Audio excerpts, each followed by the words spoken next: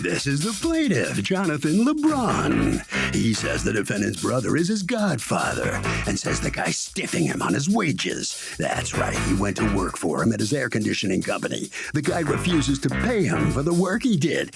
And not only is that sneaky, it's unlawful. He's here suing the defendant for the $2,000 he's owed in past wages and late fees.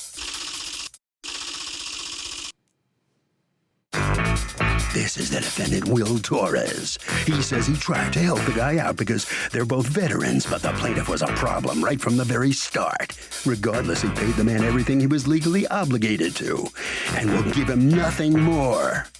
He's accused of chilling out an employee. All parties, please raise your right hand. Welcome back to the People's Court. Next case in the docket. The plaintiff says he's suing the defendant even though the guy's brother is his godfather. He says he got stiffed on wages doing air conditioning work. But the defendant says they're both vets and he wanted to help the guy out, but he was in trouble from the start. It's the case of there's no such thing as a free-on ride. Thank you, Douglas. You're welcome, ma'am. Can you correct that? Thanks. Mr. LeBron, you started working for Autumn Air Conditioning, represented here by Mr. Torres? Yes, ma'am. All right, and Mr. Torres is the brother of your godfather? Yes, ma'am. Okay, when did you start working for them? I approximately started working for him in the springtime, I would say March. Okay, and why did you go work for him? I worked for a well-known company in the area, and they were going through some legal battles with the state. And I'm a Christian, and I just didn't feel like I needed to be part of all the stuff that was going on because there was allegations going on. And so actually I got laid off by them, so it kind of worked out. And then, Well, that's interesting because in your complaint you had said that you were making $3,000 a week, but I'm a Christian and the money is not the most important thing to me. He was begging me to work for him. yeah, so he was asking. That's not necessarily correct, I saw right, him what in, you wrote here. Well, yeah, because I saw him in Circle K, and he was telling me that he needs helpers. He needed people to work for him. Okay, so, but when you say I was already working at a company making $3,000 a week, but I'm a Christian and money's not the most important thing to me, so I decided to help him out. Well, that's not true because you got laid off from the other company. Just admit it. Just admit it because I hate so this. I got laid off. I hate starting off a case like catching the first lie. I hate that. All right. Well, so let's talk about, you worked for him from what month to what month? I worked from March to July. Why did you decide that you didn't want? You decided that you didn't want to work there. You talked to your therapist at the VA. I go to the VA, and I suffer from PTSD. Okay, sorry to hear that, and thank you for your service. No problem. Thank you. I'll do it again. He knows me since a long time. He knows my conditions. I've spoken to him about it plenty of times. So I get triggered very easily. Stressful situations trigger me. I get anxiety. I start to get angry sometimes. So I wasn't in the all service, and I feel exactly like that. Yeah, well, PTSD doesn't necessarily, you don't have to be in the service to have it. No, so, I get triggered so. Anything traumatic causes it. Yeah. So let me ask you, so what was it here? What was the problem here that made you feel you didn't want to? Just the way they ran the business, he was the way he would speak to me, I mean, there was times where I'd get cursed at, and I get it, we knew each other, but at the end of the day, you're a business owner. Even though we're basically family, you're still a business owner. You shouldn't be cursing at your employees because they're not doing what you want or how you want it done. Okay, so tell me, there was a time in the second to last work week when you expected to get paid, and according to you, you didn't get paid that Friday. I didn't, and I have a pay stub showing when that paycheck was released, and according to him, he didn't get paid. I have the text messages. Him saying you got to wait till next week because I didn't get paid? I had to wait till next week because he hadn't gotten paid, but I have this pay stub showing the check date, which is the 12th, which is a Friday. I have it right here. Right. But according to him, and I also have a letter from his Well, that's just because they get written that day, but he obviously held it from you because they didn't have any funds. I have a letter here from his former manager who states that she did get paid, so did Will, and they all got paid that day. Why didn't you get paid that day, that Friday? That Friday, no one got paychecks that Friday. Okay, you have a letter from who? From his office manager, Ashley. Who says what? She writes a statement here. Let me see. For me? A statement for court? Yes. Yeah, let me see that. Thank you. Thank you, sir. That's not signed. Who's Ashley? She's a former employee of mine. Did she get fired?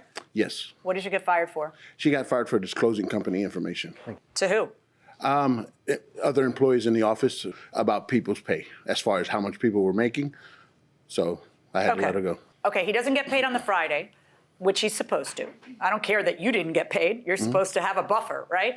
So he doesn't get paid on the Friday, and then on Monday, you send a text in the morning saying, I'm not working for you today because I need to work and get paid. Because my light got cut off. Okay. And I was dependent on that paycheck to be able to pay it. And so I had to do other things because I asked them, had my check come in? They said no. So I had to physically get cash because, I mean, I have two little girls. I have a 4-year-old and a 2-year-old. They need light. So he doesn't work on that Monday, and then you come back to work on the Tuesday. And what happens? I go back to my normal work. How do you get assigned the work that you do between the Tuesday? What day do you come in and say, I'm You not show working up at 8:30 in the morning, and they show up whenever his brother's normally there between 8:30 and 9. And Is this the brother that's your godfather? No, his other brother, Felix. Okay. And they basically have a board, and they have all the works, you know, that are for the installers to do, which myself was the only And what lead kind of installer. install air I conditioning? install AC. I also service AC. I try to diagnose as best as possible. So that's what I do. So how does it go over when you tell them I don't want to work for you anymore? The week before that, when the 12th, that Friday, when I was trying to come get my paycheck, I was on a job. I left it at a certain time because they knew I had to pay my light bill. I explained to them. He claims he didn't know, but I very clearly let them know because, like I said, we're very close. So I let them know all my personal business. His brother was going to try to get me out of there as soon as possible. I came into contact with some problems, so it delayed my time being there. So I don't know what that means. Okay, so basically there was a part that got messed up in what I was doing. I tried to take it out, and it got cross-threaded. So You're talking about at the job you were at? At the job I was on at. On the Friday? Friday, the 12th. Okay. So you had the problem already that your lights were cut off. My light was already about to be, it was already cut off. They knew that I had to go. That's why I needed that paycheck. So when I left the job, I show up to the office expecting a paycheck. When I get there, I start speaking to him. Okay, we've already talked about the paycheck. Yes. What I want to know is, how did it go over when you quit a week later? So the week later, I bring up that same conversation about how he spoke to me because he's cursing at me in an attic. I'm in an attic. He's cursing at me. Give me pictures and this. I said, listen, you're yelling at me. You're cursing at me. I'm not doing anything right now. I'm in an attic. I'm hot. So I'm going to get out of this attic and then we'll talk. So I get out of the attic and I speak to his brother. I send him the pictures they wanted. And I left the job because there was nothing I can do. I show up to the shop to talk about, you know. Are we still talking about the penultimate week or the week before? So I'm talking about what happened in the attic to him. Okay, let me jumpstart you a little bit. Yes, they got mad at you because they felt that you needed, or he got mad at you because he felt you needed to send pictures. You got mad at him because he was cursing at you. It was an unpleasant situation, and then you didn't get your paycheck. So now I need you to focus on my question. It is now a week later. You are quitting. How did he take that you were quitting? So I'm speaking to his brother about this incident. And he overhears it. I'm telling him. And he's mad that it's being brought up again. It's brought up again. You tell me, what was the when you hear him bringing it up again? What was it about that made you angry? What made me angry was the Friday before. He came into the office after the incident took place over the phone. He came in looking for his paycheck. I told him, and I explained to him, again, we are closed. So I let him know. I put some paychecks I had gotten from customers in the bank, and some take a day to 2 days to. Yeah, but that's not your employee's problem. That's a you problem. But go ahead. But I explained it to him. That's what we talked about. He understood, and I was like, yeah, Monday we'll have them. And we squashed the issue. How much was your light bill? My light bill was, this is it, correct? $158.40. Yeah, I mean, if I was his boss and I couldn't make payroll, I'd hand him $158.40 out of my pocket so he would have light for his children. But that's just me. Let's go on. And that's me also. Oh, did you give him the $158? I talked to him and offered. His wife, he said, was already staying somewhere else. That he was good till if we get it on Monday, he's good. Right. That was all right. So again. So on Friday he quits. Or you hear him talking about it with your brother. We had squashed the issue the Friday before, so I'm like, okay, it's over. Shook hands. He leaves. Shook hands and a hug like we always do. The week went by. That was Friday. The whole week went by. Now here we are Friday again. He comes into my office, shakes my hand, no problem, leaves my office, goes across the hall to my brother's office, and I'm sitting there and I overhear this conversation. I said, this can't be happening again. What's going on here? I'm missing something. Because we discussed this. We're both very competent. So I get up, I walk over there. When I walk into, it's my building. Of course I'm going to walk into that office. So I walk up in there and I'm like, they stay quiet.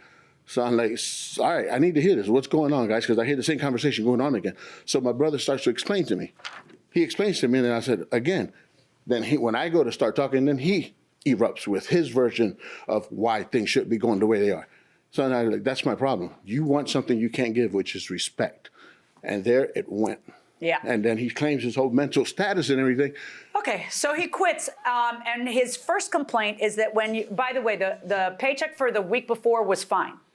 Yes. That was before you quit. No Then problem. the paycheck for the last week is really what is at issue here. According to him, you paid a minimum wage instead of his rate. According to you, that's the advice you got when he complained to the Department of Labor and you spoke to the Department of Labor? Yes. They told you, I got an idea, pay him less than what your contracted rate is? Because I'm finding that hard to believe. So what do you do if you work for somebody for a week and then at the end when you're supposed to get paid, they say, well, we don't have the funds, but I'll pay you next week. Would you keep working for that person? No way. No way? No way. But then you're not going to get your money for the week you work, probably. That's the problem. What do you say? I have bills to pay. You have bills to pay, but do you cut your losses or do you try another week? Oh, I'd cut my losses and try to work somewhere else. Okay. I mean, that's fair enough going inside the courtroom. All right, what's this 136 that you're so, I understand the 204.96. That's the difference between what you got paid and what you felt you should get paid. What's this 136 that you're talking about? I don't know where the 136 came from. Well, it's your now. lawsuit, and it's wages for July 15th, and your exact words were this. Well, $136 to cover what I would have made if I had worked for him on Monday, July yeah, 'cause 15th, I mean, I and had I to- didn't have to work at another job. So I don't Exactly. make this stuff up, pal. This is what you so said. had You called in on Monday and said I'm working somewhere else. Yes or no? No, ma'am. I wrote, hey, I won't be available for work today. I need to take care of the errands for my family. Please let me know when I can get Well, my then paycheck. it's you taking a day off. You're not going to Yes. get paid for that. And then Okay. what's the $1,090? Late fees. I almost got evicted. I have notices here of it because Right, of not but getting paid. why would they have to pay your late fees and your Because if you would all have paid this? me on time, I wouldn't have paid my rent wouldn't be late. I would have made my rent on time. Okay, I'm sorry. But what's good for the goose is good for the gander.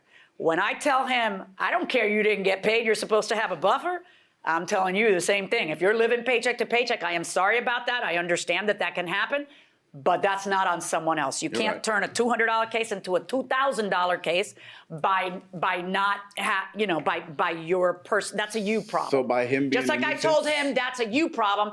That part of what you're saying is also a you problem. So where are we? I am ordering the defendant to pay the plaintiff the $204.96 that he shorted him on that last paycheck. I am also ordering him to pay your filing fees that you filed in order to get this case going. And I am also ordering prejudgment statutory interest that was due from the time that he didn't pay you the correct amount. That is my verdict. Good luck, folks. Well, the plaintiff will get the wages he's seeking, Mr. Torres. What are you thinking? Well, you heard how much I got to talk in there. I got maybe 20 words in, so 20 words out of my mouth maybe. No. So, well, it's true. The tape's going to tell. She game me like maybe 20, 25 words for me to speak. What would you have said that you didn't get a chance to? Well, like she called him right from the get-go, lying. Yep. But the I had bottom line more documents on more lies, but that didn't matter. you had to The deal law with it. doesn't matter in this court. No. Yeah, it's the truth. People will see it. The It's on judge, tape. the judge knows the law. Thank Yeah, you very But much. it's also law, and she's just not doing it. So that's 20 words out of my mouth. I got more words in with you than with her. So nice seeing you in All person. right, though. very Thank good. you. Okay. Mr. LeBron. How you doing, sir? All right, you're finally going to get this money. Yeah, You okay? I'm good. Yeah. All right. I just wanted to see. I if just wanted, I didn't want it to get this far, but I mean, like I said, we're kind of like family. But at the end of the day, just the way they treated me, I'm a combat veteran. I have PTSD. I'm trying to get help from different agencies to get my life back on track. And like I said, I was making $3,000 a week at a company before. I go to help him. That's the reason why I was living paycheck to paycheck, because I'm at a company making $200 a week. What and about that's- right now? You working now? Well, my wife had to go back to work because I'm in the process of trying to become a disabled veteran. So it's a process. But you're not working on that. Right? No, I'm doing whatever I have to make money, selling valuable collectibles, stuff like that. Well, good luck to you, okay? Thank you. very much. You must sign some documents on your way out of the courtroom. Thank you very much. Harvey? Doug, I got to tell you, you can go to the Labor Commission in a lot of states, and they will help you if you don't get your wages. And a lot of times, if they don't pay you within 30 days, they also have to pay a penalty. Check with the State Labor Commission in your state.